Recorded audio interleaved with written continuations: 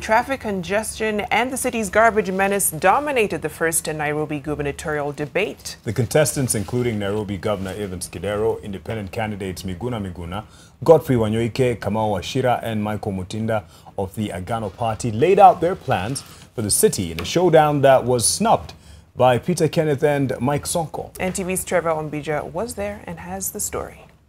Like this year in the city's momentum index, Nairobi was number 10 in the world and the only one from Africa. Well, I've checked all the records. Nairobi was among the last cities in the world in livability.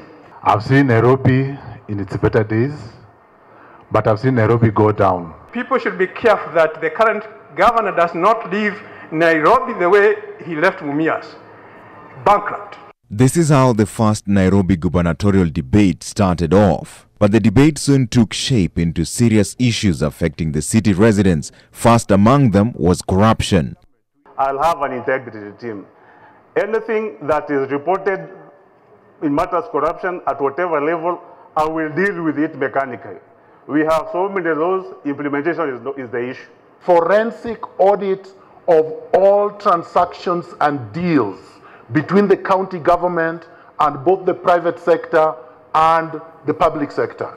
And then came the issue of street families, business development in the city and waste management. Nairobi is one of the very few cities in the world without an integrated solid waste management system. The first investment which we worked with Earthy Water is the Northern Collector Tunnel, which will increase the capacity by 150,000 cubic meters. And that is still not sufficient. We are working on policy of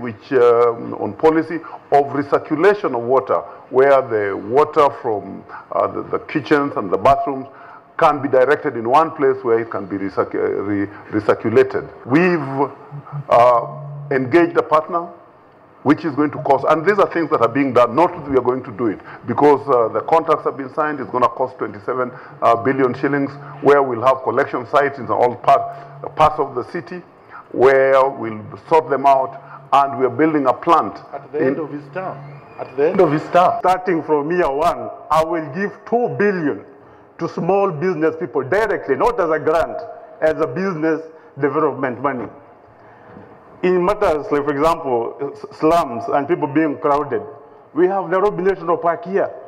We have 1.2 people crammed in 2.5 square kilometers, and we have one lion roaming in a home range of 10 square kilometers.